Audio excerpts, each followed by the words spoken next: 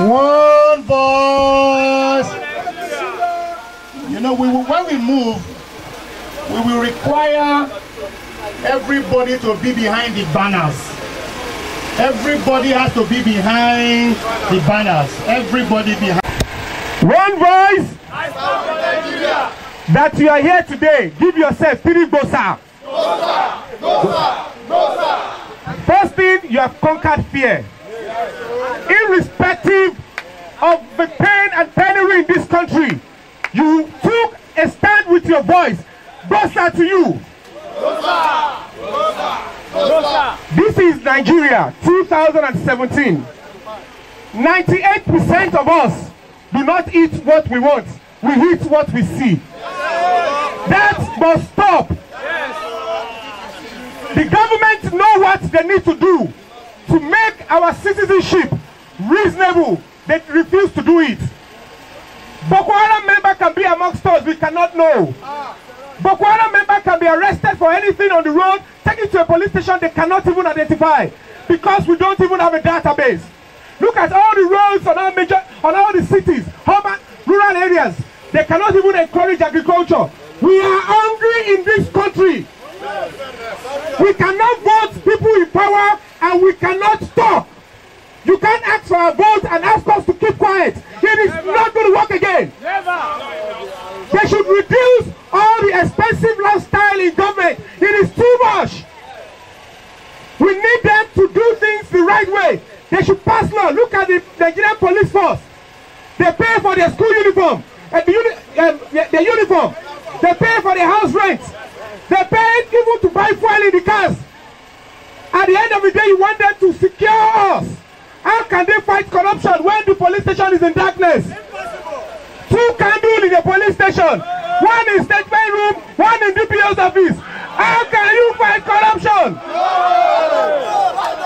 Give us digitalized police force.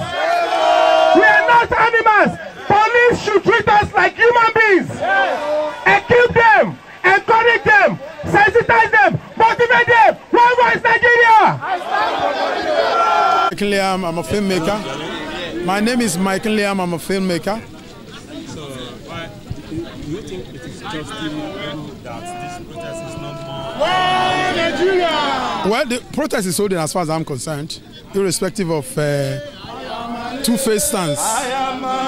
Yes, and the most important thing is that there are people here and are making their voice heard, you know, and to protest the bad leadership that we have in the country right now. People are hungry, people are dying, you know, and it seems that the people that are supposed to lead us, that are supposed to bring about change, are giving us chicken change. You know, there is no rule of law, they don't obey court orders. The president, who is sick, has a hospital in Aso Rock. I hear they vote 3 billion naira a year for that hospital, and they can't use it. It's abroad. And this is a man that has been championing made in Nigeria, made in Nigeria. How can the person that is saying that we should stay in Nigeria, we should make things in Nigeria, go abroad to take treatment? If the man is tired, he should retire. If it's not fit enough, he should retire. That's my saying. Let somebody that is competent, that is fit, take over. Yes.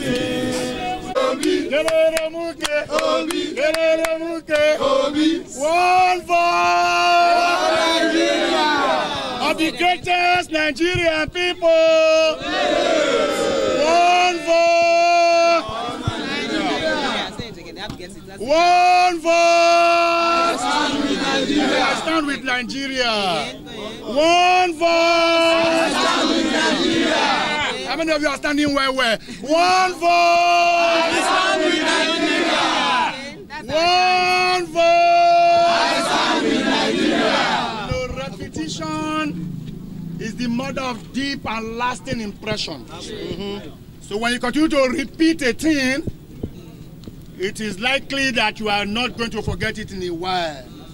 What we have is one voice. One voice! And it doesn't matter where you are from. What we have is one Nigeria. Yes. Whether you are from Portiskun, you are from Okitipupa, You are from Ugbuluku. You are from Surulere. Wherever you are from, there's a common denominator. And that denominator is that you are a Nigerian. And that's why Odumegwu Ojukwu said, the death of every Nigerian affects me. Because I'm a Nigerian, I'm involved. So because you are a Nigerian, that's why you are here today. Let me quickly thank everybody. On behalf of the core organizers, Yemi has given me the right to speak because she considers I have a microphone in the absence of a microphone. We have come here today to express ourselves. We have come here today to tell government that we are far from where we ought to be. We have come here to say, within the Committee of Nations, Nigeria has become a ridicule. We have come here to say, even with nations who are significant in sub-Saharan West Africa, Ghana seems to have gone ahead of Nigeria. And it is a shame. In the language of Patiko Bayagbo, it is a pitiable dismal. It is regrettably lugubrious. That's what we have come here to say. Our voices cannot be muted. Our voices must be heard. The media people have asked us, are you satisfied with the number of people who are here? And Yemi had told them that people have different reasons for coming. But I have often stated, what is critical is not the plentifulness of people, but the purity of purpose. And that's why the Jasmine Revolution remains fresh in my mind. It took one individual who poured petrol on himself, and the whole of Northern Africa became engulfed in a political conflagration that swallowed Muammar Gaddafi, that swallowed all of those tyrannical leaders. So I can tell you that Patrick Henry said that as life becomes so sweet and peace becomes so desirable, that we must pay for it at the expense of chain and slavery. He says, God Almighty forbid, for I know not what others will choose. But as for me, and I think I speak for Yemi also, give me liberty or give me death. We have a responsibility as citizens of the Federal Republic of Nigeria to hold government accountable. Because as long as the activities of government is shrouded in secrecy, you and I cannot get the best of dividends of democracy. But as long as we enlighten ourselves, as long as we mobilize ourselves, as long as we conscientize ourselves, as long as we speak to ourselves, as long as we sacrifice, Nigeria can be a better place. And I'm sure the beginning of a better place is where we are from. Whether Two-Face is here is insignificant. Two-Face is an individual. It's an individual among 170 million Nigerians. A popular individual, but an individual. A popular musician, but an individual. A rich musician, but an individual. Time and chance happen to Two-Face. Two-Face is not better than you and I. He precipitated a change, and we thank God for him. But like a Moses, he has been left behind. And there are many Joshuas who are here, who have the capacity and capability, the ability and stability to take Nigeria from where we are to its El Dorado. And as long as we are resolved in this fight, I am sure that it can only be forward ever and backward never. The approach to this outing is very simple. What we are doing today is very symbolical, and it's to tell people that in spite of those who have chickened out, there are those who have moved into the system. It's to tell them that the people resolved in purpose, nothing can stop them. And that's why somebody said that the pen that is active is more important than a gun that is loaded. We have resolved that Nigeria must change, and we are resolved starting today. So we'll gather here today. Why National Stadium? You don't need another narrative.